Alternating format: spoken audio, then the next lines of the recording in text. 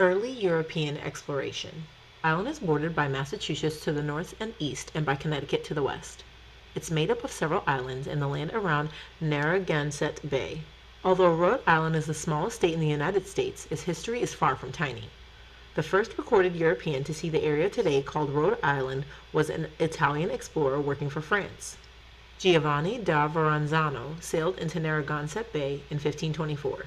After discovering a nearby island, Verrazzano wrote that it reminded him of the Greek island of Rhodes. This is probably where the state got its name. In 1614, British explorer John Smith mapped the coast of New England, including Rhode Island. Also that year, Dutch sailor Adrian Block explored land around Long Island Sound.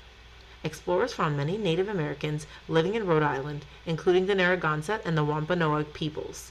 It wasn't long before Dutch merchants came to Rhode Island to trade with them. Giovanni da Verrazzano.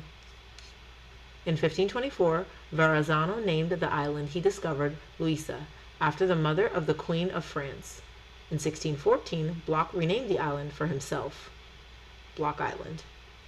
Moving in. British colonists began to settle along the coast of New England in the 1620s. They founded Plymouth Colony and Massachusetts Bay Colony in present-day Massachusetts. Anglican pastor William Blackstone was the first European to settle in the area that became Boston, on land that soon became part of Massachusetts Bay Colony. Soon after, a group of Puritans arrived and shared the area with him. Blackstone found that the Puritans were intolerant of other religions.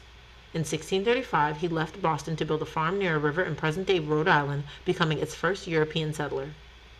Roger Williams was another early settler. Williams was forced to leave Massachusetts Bay Colony for questioning its laws. In 1636, Williams and a group of his followers settled along Narragansett Bay. The settlement became the first British town in what later became the colony of Rhode Island.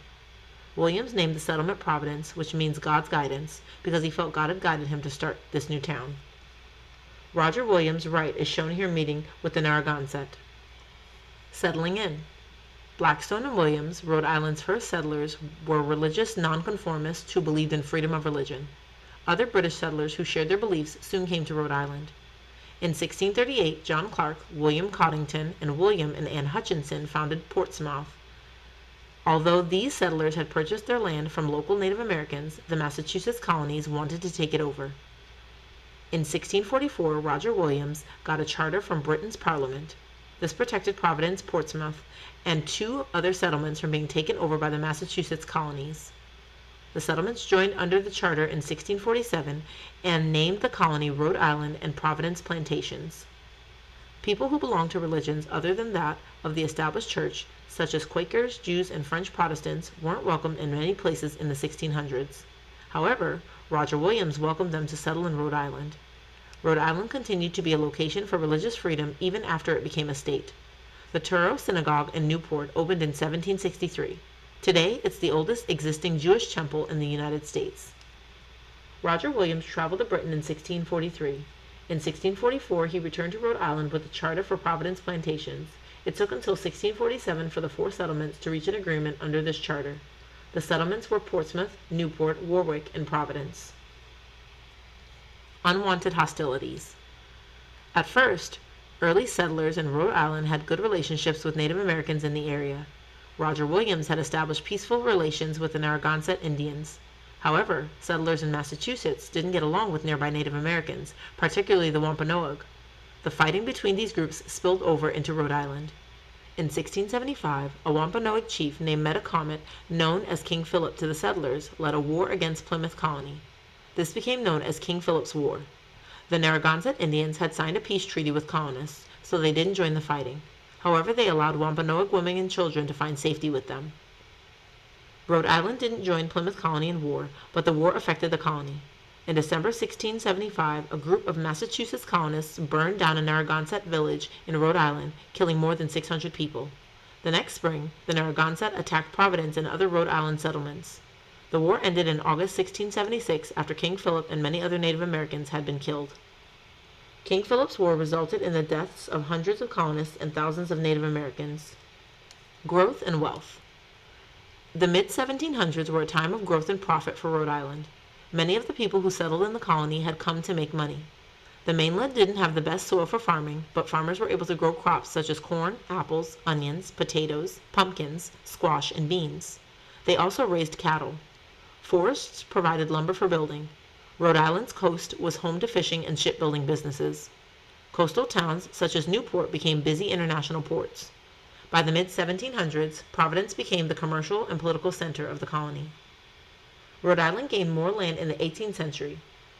A 1727 land agreement with Connecticut was decided in Rhode Island's favor. In 1747, an agreement with Massachusetts also added land to the colony. Adding land to Rhode Island helped the colony grow both in size and wealth. During this time, Rhode Island was led by Samuel Cranston, who served as the colony's governor for 29 years. Newport Colony House, built 1739. This building is one example of the kind of architecture common in colonial Rhode Island. Fading freedom. Rhode Island's 1663 charter gave colonists the freedom to elect their governor and to make their own laws, making it the most independent of the 13 colonies. The situation changed about 100 years later after the British beat the French in the French and Indian War. The British decided to raise the colonists' taxes to help pay for the war and costs to keep British troops in America. In 1764, Parliament passed a tax on molasses, sugar, and other goods. It was called the Sugar Act. The colonists thought it was unfair that a parliament they hadn't elected could tax them in such a way. Rhode Island presented some of the strongest opposition to Britain of any of the colonies. Rhode Island colonists disobeyed Britain's new laws. They brought molasses into the colony illegally to avoid paying the tax. They attacked British ships and burned them. Later, on May 4, 1776, Rhode Island became the first colony to officially refuse British rule. This image shows American colonists disapproving of another tax, called the Stamp Act.